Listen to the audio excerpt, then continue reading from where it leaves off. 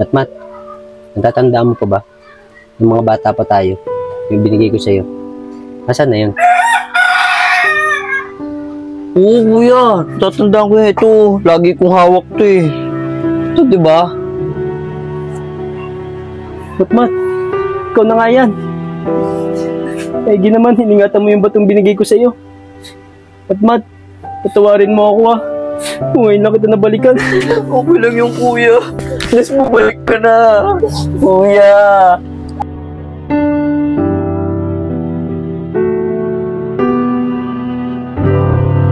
Matmat, itong bahay na to, ituring mo na parang sa'yo. Talaga kuya? Sa atin na tong bahay na to? Oo, Matmat. Ang laki. Saka pala, Matmat, yung itinuturing kong uncle na tatay, nasa ibang bansa na. Nandun kasi yung totoong pamilya niya.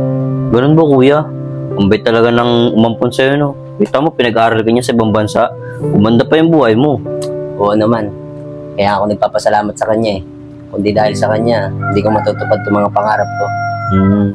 Kuya, mo pwede. Sa akin lang yun, mukhang mamahalin yan. Ah, ito ba? Matmat? O sige. Sa'yo na lang yan. Kuya, salamat kuya. Ang bait mo talaga.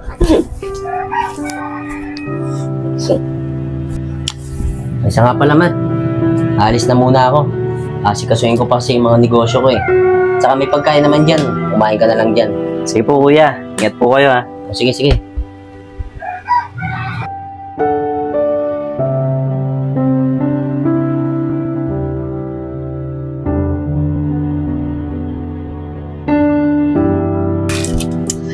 Gusto ko kung dami pagkain, sarap.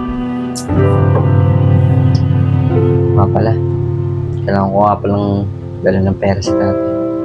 Sa kanya tinatago yung pera. Wala.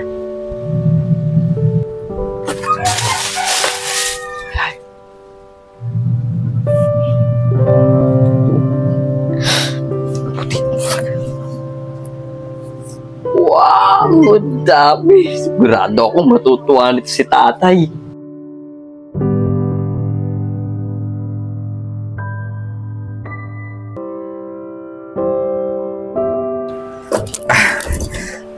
Kaya, dito na ako.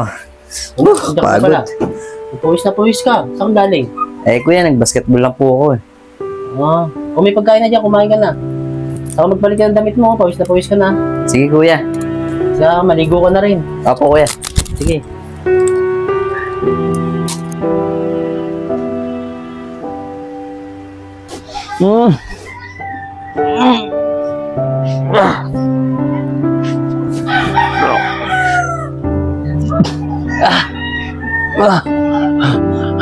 Kailangan mataas ito.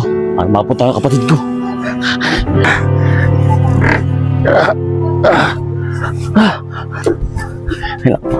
Dali ako. Punta ko yung kapatid ko. Padala ng pera ng anak ko. Ano kayo nangyari dun?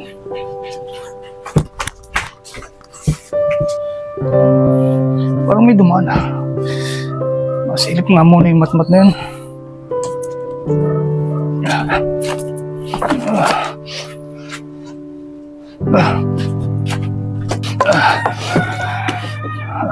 Naku, si matmat nga nakatakas. Kailangan maabutan ko yun. Kailangan maibalik ko dito yun. Kuya, tara na, kakain na tayo. Sige, susunod na lang ako. Mauna ka na. Sige kuya, sunod ka na. Ito yun. Sabi na pagtanong ko. Ito na ang bahay ni kuya.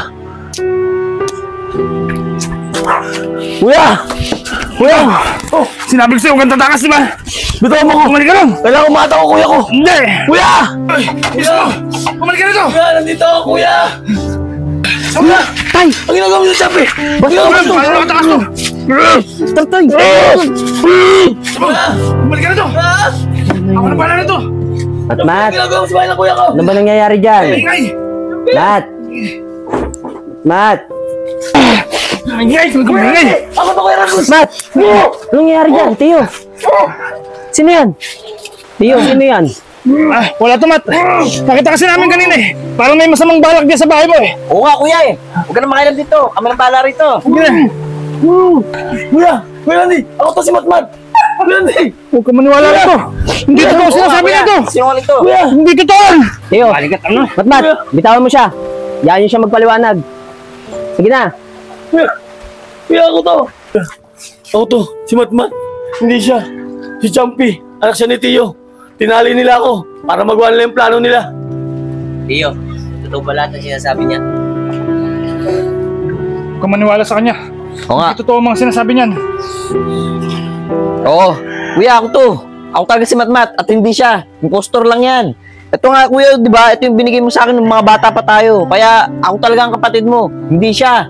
Hindi yan totoo, Champi. Kinuwala sa kanya ng Tio. Kala ko tinapon niya. Yung pala, nasa iyo lang pala. Kaya kuya, kinuwala sa akin yun.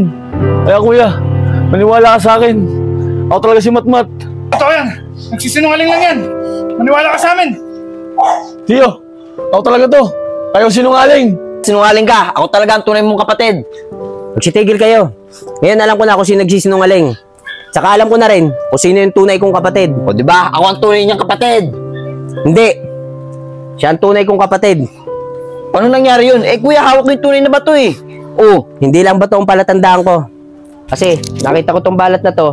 Parehas kami meron. Siya ang tunay kong kapatid at hindi ikaw. Nagpapanggap ka lang.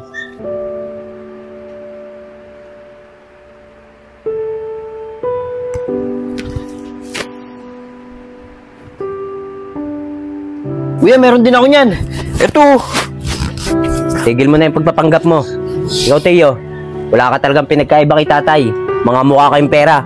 Sige na, magsialis na kayo. Baka kung ano pa magawa ko sa inyo. Hindi ako mapahig nun. Kailangan bayaran mo muna lahat ng sakripisyong ginawa namin dito. Yung mga pinakain namin sa kanya. Ibalik mo sa amin yun. Oo nga. Anong pinakain? Lahat ng sakripisyo. Ako naghirap sa inyo. Ako nagpakain sa inyo. Ako pinahirapan ninyo. Kuya, huwag ka maniwala sa kanila. Teo, huwag nyo na ipagpilitan yung mga sinasabi ninyo. Tapos yung kapatid ko pa, inaalipin nyo pa. Sige na, umalis na kayo. Bago pa ako tumawag ng pulis. Sige na! Tara na. Teka lang. Oh, ito na yung bato. Sa inyo na yan. Tatay! Mat, no?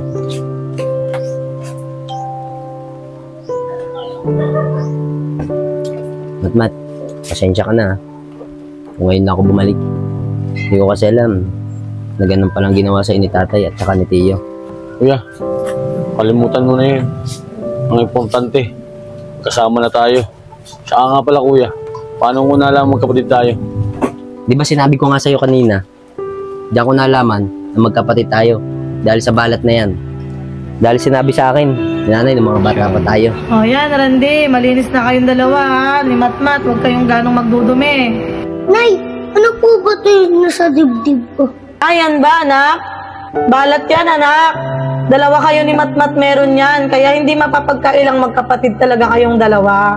At kung sakali man paglaki nyo, wala na ako dito sa mundo, magkahiwalay kayo ng kapatid mo, yan ang magiging palatandaan na magkapatid talaga kayo ni Matmat.